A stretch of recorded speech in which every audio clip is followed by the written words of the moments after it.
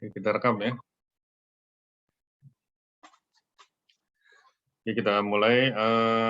Ini bahannya saya share ya. Ini bahan 6.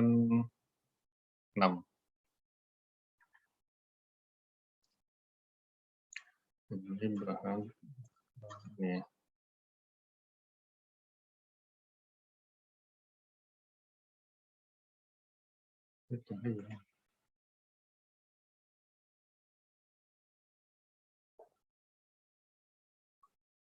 Ya, bahan pertemuan 6. Oke. Jadi yang akan kita pelajari ya hari ini adalah hipotesis ya dan pengujiannya. Jadi kalau kemarin itu pendugaan ya, di pertemuan kelima itu kita menduga atau mengestimate ya. Yang kita estimate itu adalah pertama poin estimate ya, jadi satu angka tunggal ya. Bisa proporsi, bisa rata-rata, bisa standar deviasi atau varians dari populasi, bisa dalam bentuk interval ya, confidence interval ya, interval. Kemudian sample size ya, atau ukuran sampel n. Nah, nanti tergantung ini ya, distribusinya tergantung apa yang mau kita estimate itu, apakah proporsi. Kalau proporsi kita pakai distribusi Z. Kemudian kalau yang kita estimate ya rata-rata ya, kalau rata-rata maka ini apa, standar deviasinya diketahui atau tidak. Kalau diketahui maka kita pakai distribusi Z. Nah, kalau tidak diketahui pakai distribusi T ya, atau student T distribution ya. Kemudian untuk varians, kalau kita mau mengestimate atau menduga varians, maka kita gunakan distribusi chi-square. Ya. Nah, itu ya yang apa pertemuan sebelumnya kita mengestimasi point estimate, confidence interval, dan sample size ya dengan beberapa distribusi tergantung dari parameter populasi yang kita estimate. Nah, sekarang kita masuk ke pengujian hipotesis. Nah, sebelum masuk ke situ, kita perlu tahu yang namanya pengertian hipotesis. Kemudian nanti ada hipotesis 0, hipotesis alternatif atau H1 ya. Kemudian ujinya. Nah, ujinya tentunya uji secara statistik atau ekonometrik ya. Sama saja ya sebetulnya. Kemudian nanti ada konsep p-value ya, probabilitas value, nilai dari probabilitas. Nah, bedanya apa dengan probabilitas secara umum?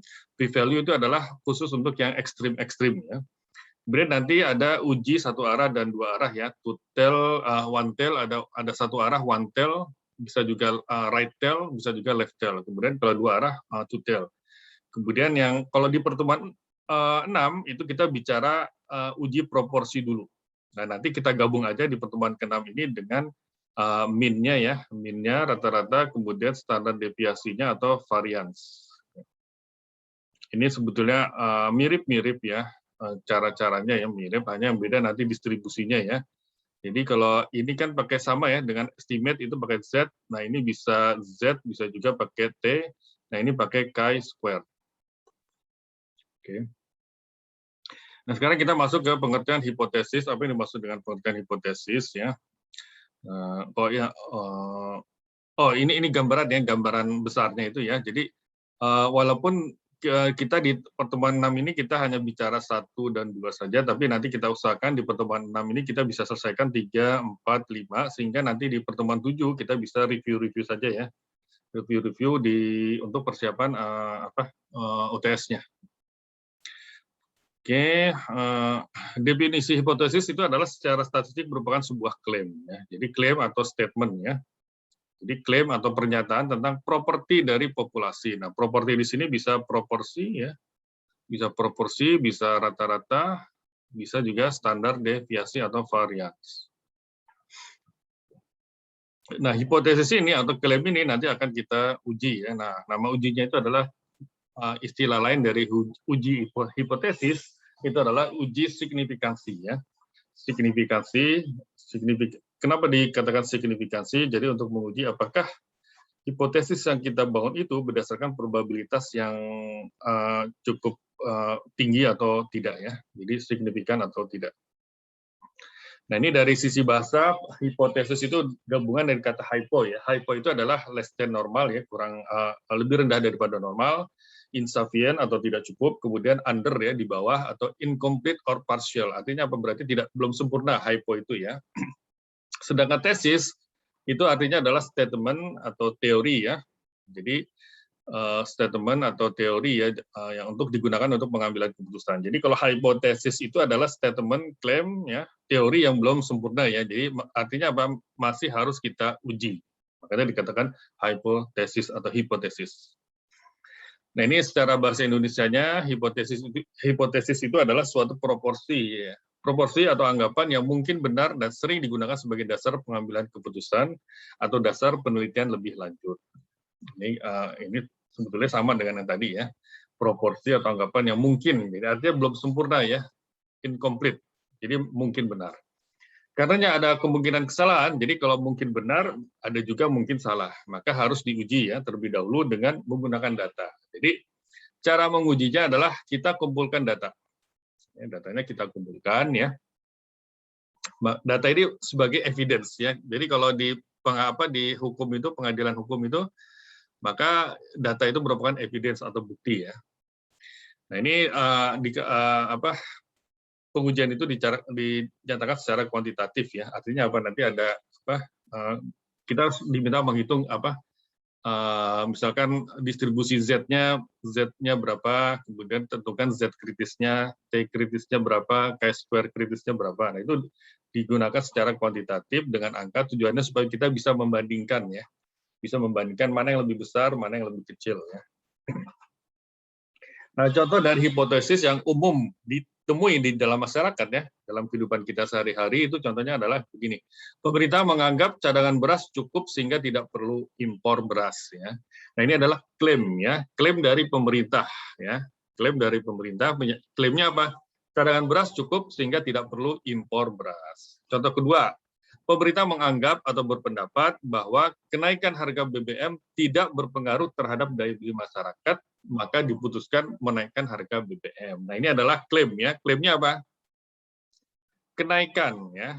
Klaimnya kenaikan atau hipotesisnya kenaikan BBM tidak berpengaruh terhadap daya beli masyarakat. Nah, hipotesis ini atau klaim ini digunakan sebagai dasar pengambilan keputusan. Keputusannya apa? Yaitu menaikkan harga BBM.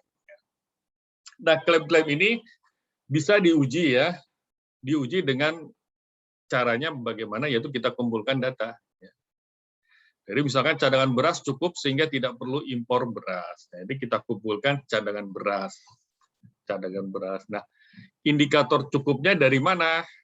Ya, jadi ya indikator cukupnya adalah dari kebutuhan atau konsumsi beras. Ya, misalkan kalau kita hitung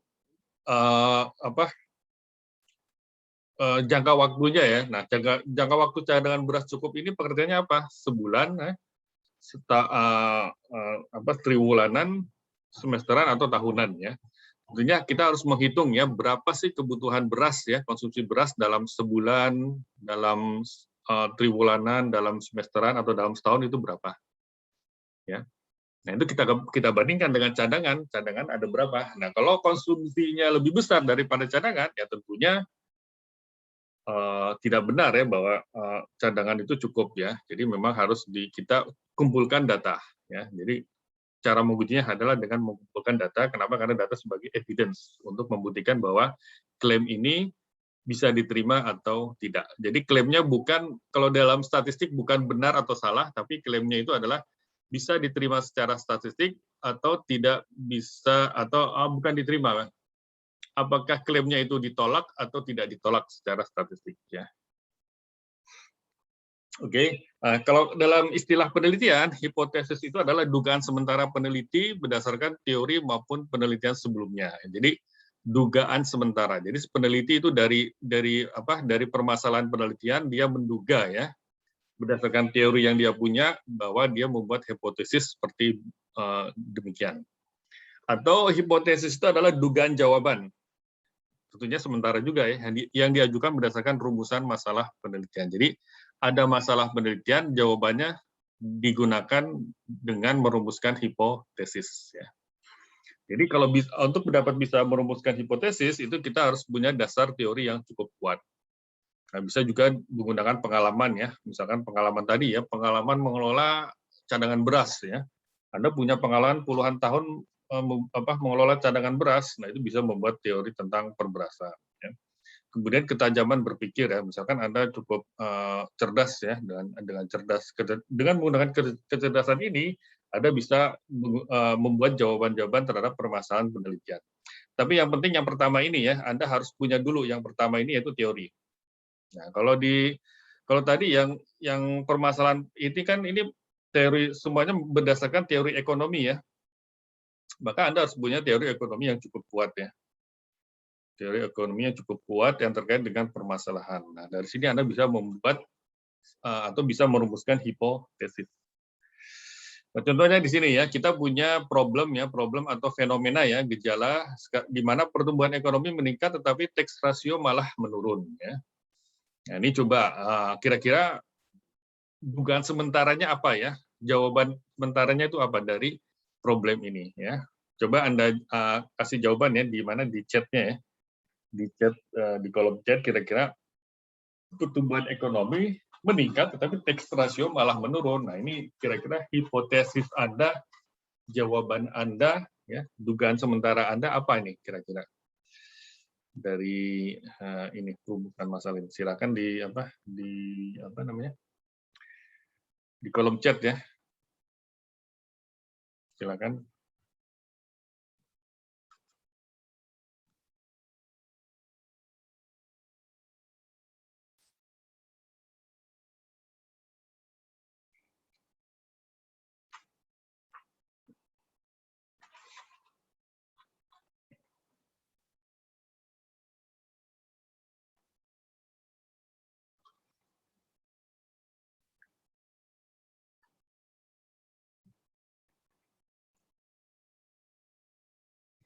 Oke, dari Raja Yosafat ya, agar daya beli semakin meningkat ya. Oke, boleh agar daya beli semakin meningkat ya. Jadi maksudnya pajaknya diturunkan ya. Pajaknya diturunkan supaya daya beli masyarakat semakin meningkat. Oke, ada lagi silakan. Kenapa ya? Bukan kenapa ya. Jadi ada permasalahan atau ada fenomena di mana yang kita amati adalah pertumbuhan ekonomi meningkat terus, tapi kok tax ratio malah menurun. Nah, ini dugaan sementara Anda atau jawaban sementara Anda atas fenomena ini atau problem ini seperti apa? Silakan jawaban Anda ditulis di kolom chat ya.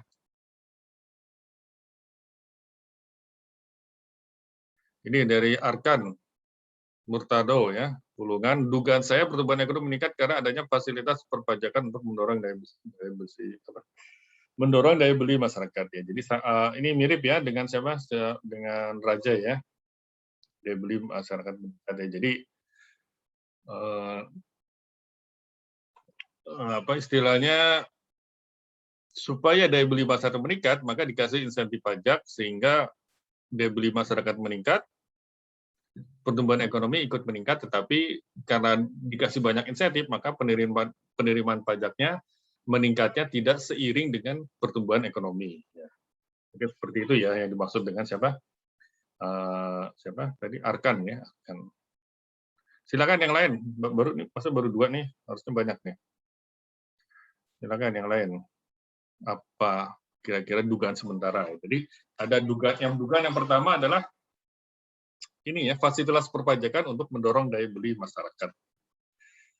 Silakan kalau ada yang lain, mungkin pandangan lain, silakan kolom chat ya. Oke, hanya dua saja. Oke, kalau hanya dua saja nggak apa-apa, kita lanjutkan ya. Kita lanjutkan ke yang tadi ya. Oke, your internet connection is unstable.